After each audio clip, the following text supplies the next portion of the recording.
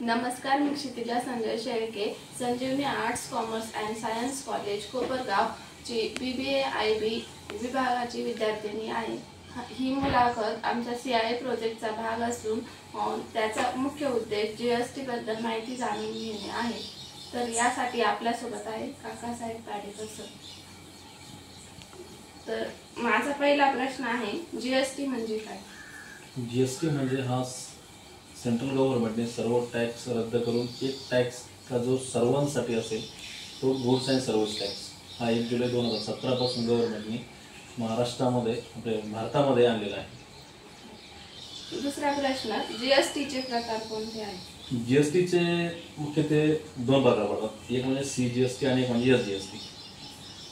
CGST म्हणजे central गव्हर्नमेंटला आपण जो करतो तो GST आणि SGST म्हणजे स्टेट गव्हर्नमेंटला, म्हणजे महाराष्ट्र जे राज्याचं गव्हर्नमेंट असेल त्या गव्हर्नमेंटला आपण जो GST भरतो। आणि तिसरा एक प्रकार येतो पण तो काही जास्त काही कोणी म्हणजे वापरत नाही। तिसरा प्रश्न, तुम्ही तुमच्या व्यवसायात GSTचे कसे पालन करता? GSTचं पालन म्हणजे आम्ही आमचा व्यवसाय करत असताना आम्ही आम्ही एक मॅन्युफॅक्चर आहे। जर ज्यावेळी आम्ही एखादा प्रोडक्ट मॅन्युफॅक्चर करतो त्यावेळी जो माल आम्ही विक्री करतो त्याच्यावरती आम्हाला GST भरावा लागतो। त्यामध्ये आम्ही मंथली भरतो, काही क्वार्टरली भरतो, काही 6 मंथली असतो।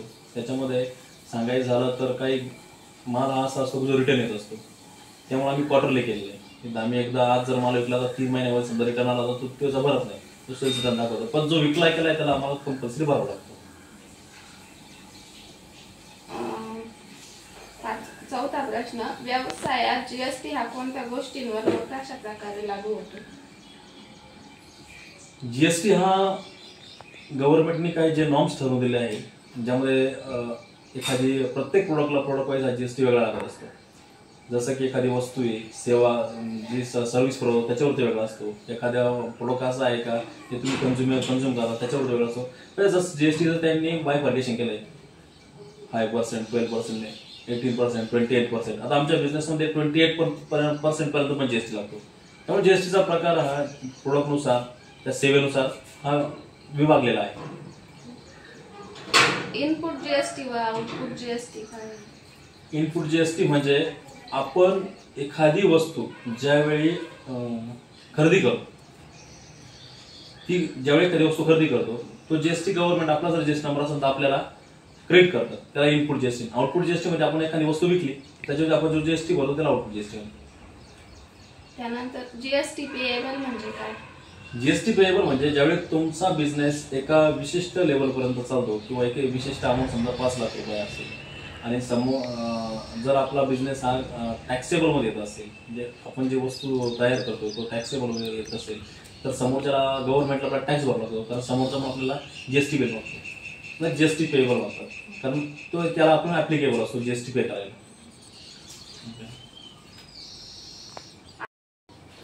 ITC म्हणजे काय? ITC म्हणजे इन्कम टॅक्स क्रेडिट। सपोज आपण आता आम्ही ज्यावेळी माल खरेदी करतो आमच्या व्हेंडरकडून, ज्यावेळी तो व्हेंडरकडून माल खरेदी करतो तर तो व्हेंडर पण आमच्या मालावरती GST भरत असतो आणि आम्ही जो माल विकतो त्याच्यावरती आम्ही GST भरत असतो। ज्यावेळी व्हेंडर GST भरत असतो तर तो गव्हर्नमेंटचा एक नॉर्म्सनुसार ज्यावेळी तो GST भरतो त्याचा परतावा आम्हाला गव्हर्नमेंट देत असतं आमच्या अकाउंटला ऑनलाईन, त्याला इन्कम टॅक्स क्रेडिट म्हणतात। GST लागू झाल्यानंतर तुमच्या व्यवसायात काय बदल? GST लागू होण्याच्या आधी 5% व्हॅट होता गव्हर्नमेंटचा, तर तो प्रत्येक ठिकाणी भरावा लागायचा। त्याचबरोबर सर्व्हिस टॅक्स होते, इन्कम टॅक्स होते, सगळे वेगळे टॅक्स होते त्यावेळी। पण GST लागू झाला तर सगळ्या वस्तू या एकाच टॅक्स खाली आल्या गव्हर्नमेंटच्या GST गुड्स अँड सर्व्हिस टॅक्समध्ये। त्यामुळे त्याचा फायदा असा झाला की आपला बिझनेस करत असताना आपण वेळोवेळी टॅक्स गव्हर्नमेंटला पे करतो, जे गव्हर्नमेंटकडून जर आपला काही जर टॅक्स जे समोरच्याने आपल्यावर भरलेला आहे तो त्यांच्या शिल्लक असतो, त्यामुळे तो पण आपल्याला क्रेडिट भेटतो आणि दोघे फायदा करून आपल्याला टॅक्स भरावा लागतो, म्हणजे जो की आज बिझनेससाठी व्यवसायासाठी पण फायदा आहे। दुसरी गोष्ट म्हणजे पारदर्शकता आहे बिझनेसमध्ये, हे फार महत्त्वाचं आहे, त्यामुळे त्याचा फायदा चांगल्यापैकी झाला। GSTचे फायदे व तोटे काय? फायदा सांगायचा झाला तर GSTचा की बिझनेसमध्ये पारदर्शकता फार महत्त्वाची होते, ती आली।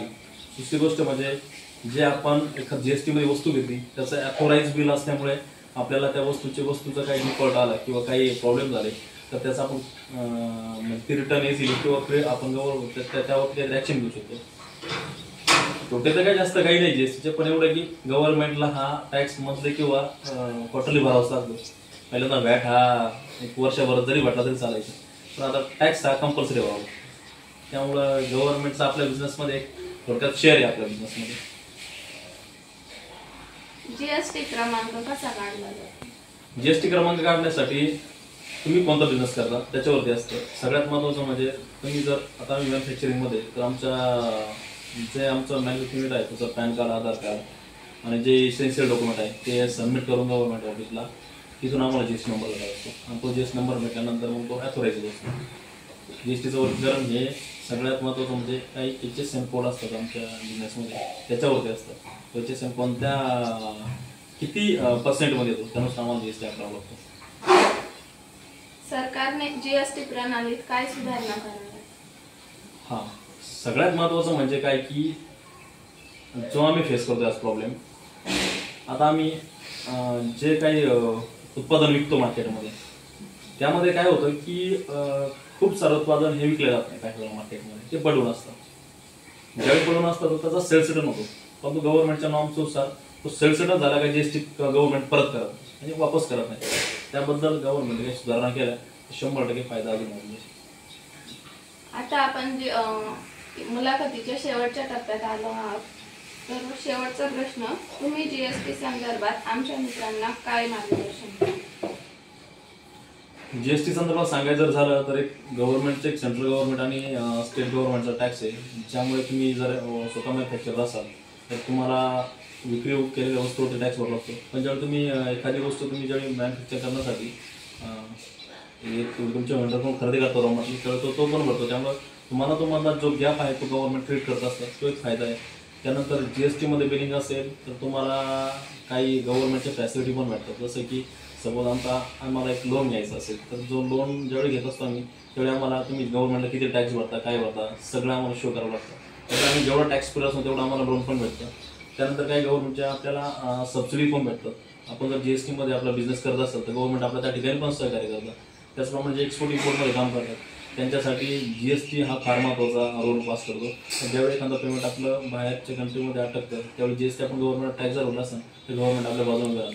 त्यामुळं जीएसटीमध्ये जे कामं करतात ते 100% म्हणजे एक नंबरमध्ये काम आहे, म्हणजे पारदर्शकता त्या कामामध्ये. त्यामुळे जीएसटी भरूनच काम करावं ही सर्वांसाठी चांगली आहे. धन्यवाद सर, तुम्ही वेळात वेळ काढून ही मुलाखत दिल्याबद्दल.